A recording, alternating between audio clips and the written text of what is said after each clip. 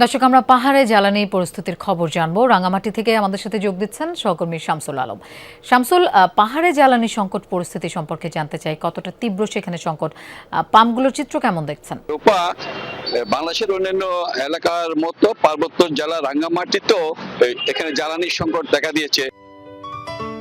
Ceylon টি রপ্তানিতে শীর্ষে। আপনাকে যদি আমি একটু দেখাতে চাই, আমি এখন একটি যে পেট্রোল পাম্পে রয়েছে, পেট্রোল পাম্পেও আজকে সকালে কিছুটা জ্বালানি দেওয়ার পরও এরপর থেকে কিন্তু এখানে বন্ধ রয়েছে। এখানে আরেকটি জিনিস আপনাকে আমি বলে রাখি, সেটা হচ্ছে যে দেশের অন্যান্য স্থানে যে জ্বালানি সংকট রয়েছে সেই তুলনায় পাহাড়ও জ্বালানি সংকট দেখা দিয়েছে। এখানে জ্বালানি সংকটের কারণে এখানে লোকজনের কিন্তু অনেক প্রভাব পড়ছে। বিশেষ সেচের পানি তারা দিতে পারছে না। তাছাড়া এখানে আপনি জানেন যে কাপ্তাই যে হ্রদ রয়েছে, এটা বৃহত্তর যে হ্রদ, এই হ্রদ থেকে মিঠা পানির যে মাছগুলো রয়েছে, মাছগুলো বাংলাদেশের বিভিন্ন জায়গাতে সরবরাহ করা হয়।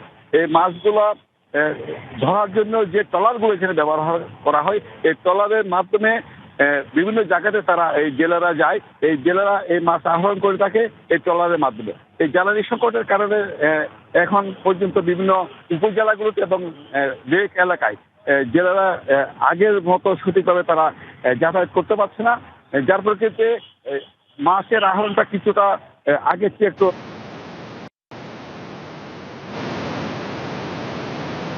যে যানবাহনগুলো রয়েছে, যানবাহনগুলোতে সঠিক সময়ে তারা তেল না পাওয়ার কারণে, জ্বালানি তেল না পাওয়ার কারণে তারা ভোগান্তির সৃষ্টি হচ্ছে। তাদের পক্ষ থেকে দাবি করা হচ্ছে যে পরিমাণে এখানে জ্বালানি যে সংকট রয়েছে, এই সংকটটা যাতে দূরীভূত হয়, সেজন্য বিশেষ করে কৃষকদের মাঝে যাতে ন্যায্য মূল্যে। শামসুল, বুঝতে পেরেছি, আপনাকে ধন্যবাদ আমাদের সাথে যোগ দেওয়ার জন্য। দর্শক, আমরা দেখতে পাচ্ছি এরই মধ্যে আমাদের সাথে আরেক সহকর্মী জুবাইর রিফাত চট্টগ্রাম থেকে যোগ দিয়েছেন। রিফাত, পাম্পগুলোর কি অবস্থা দেখছেন চট্টগ্রামে? সরকারি নির্দেশনাগুলো সেখানে মানা হচ্ছে কিনা, সেই সাথে গ্রাহকরা তেল পাচ্ছেন কিনা, সেটি একটু জানতে চাই। লোপা, এখন যেই পেট্রোল পাম্পটিতে আমরা আছি, এই পেট্রোল পাম্পটিতে আমরা গত প্রায় 3 থেকে 4 ঘন্টা ধরে দেখছি যে এই পেট্রোল পাম্পটিতে যে বা যারাই আসছেন প্রত্যেককেই তেল দেওয়া হচ্ছে। মূলত চট্টগ্রামের অধিকাংশ পেট্রোল পাম্পেই জ্বালানির যে সংকট সেটি তীব্র থেকে তীব্রতর হয়েছিল। সেই আকার বেশ পরিস্থিতি বেশ টালমাটাল হয়েছিল জ্বালানির যে সংকট, সেই সংকটের কারণে আমরা দেখেছি প্রত্যেকটি পেট্রোল পাম্পে সকাল থেকে কিন্তু গ্রাহকদের উপচে পড়া ভিড়। সেখানে মোটরসাইকেলের দীর্ঘ সারি যেমন আমরা দেখেছি, একই সাথে প্রাইভেট যে পরিবহনগুলো অর্থাৎ ব্যক্তিগত মালিকানাধীন যে গাড়িগুলো, সেই গাড়িগুলোকেও আমরা দেখেছি। যেই পেট্রোল পাম্পটিতে এখন আছি এটি চট্টগ্রাম শহরের সবচেয়ে বেশি জ্বালানি গ্রাহকদের সরবরাহ করে তেমনই একটি petrol pump, QC trading limited. এখানে 18,000 লিটার তারা যেমনটি আমাদেরকে বলেছে যে 18,000 লিটারের মতো তারা জ্বালানি পেয়েছে আজকে সকালে, এবং যে যেভাবে চাচ্ছে সেভাবে করেই কিন্তু তাদেরকে জ্বালানি দেওয়া হচ্ছে। অর্থাৎ রেশনিং যে পদ্ধতি ছিল সেই রেশনিং পদ্ধতি অর্থাৎ এখানে সেভাবে করে অনুসরণ করা হচ্ছে না, কারণ দীর্ঘদিন ধরে একটা ভোগান্তির ভেতর ছিল। যে যেভাবে চাচ্ছে, যেমন চাচ্ছে, যত টাকার চাচ্ছে তত টাকাই আসলে এখানে জ্বালানি পাচ্ছেন। আমরা একটু কয়েকজনের সাথে কথা বলতে চাই।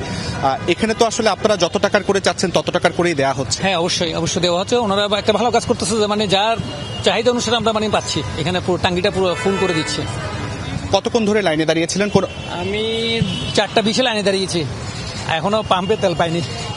4:20 আপনারা লাইনে দাঁড়িয়েছি, এখন বাজে আপনার এই 5:44। এখন আমি তেলের পাম্পের কাছে যেতে পারিনি। আপনি একটু আমাকে জানাবেন যে কটা পাম্প ঘুরেছেন?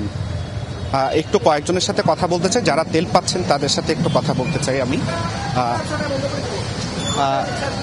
হঠাৎ পাম্প ঘুরেছেন, বাকি পাম্পগুলোর কি অবস্থা, এখানে স্বস্তির খবর মিলেছে কিনা? আমি রাউজান থেকে আসতেছি, তো আসার পর অনেকগুলো পাম্পে দেখি অনেকগুলো বাইক দাঁড়িয়ে আছে, তেল দিচ্ছে না। এই পাম্পটিতে আপনি যত টাকার চাচ্ছেন তত টাকার দেওয়া হচ্ছে? হ্যাঁ, এখান থেকে তো আমি গাড়ি চালাই পর্যন্ত এখান থেকেই তেল নিই, এবং সবচেয়ে ভালো একটা পাম্প। যা চাই, যত টাকা চাই তত টাকা তেল দেয়। এর আগেও নিছি ফুল ট্যাঙ্ক। পাম্পে কর্তব্যরত একজনের সাথে একটু কথা বলবো। আপনি তো এই পাম্পেই কর্তব্যরত আছেন, একটু বলেন তো কি যেন বলছিলেন? আমরা আজকে 6টা পর্যন্ত বন্ধ করে দেবো।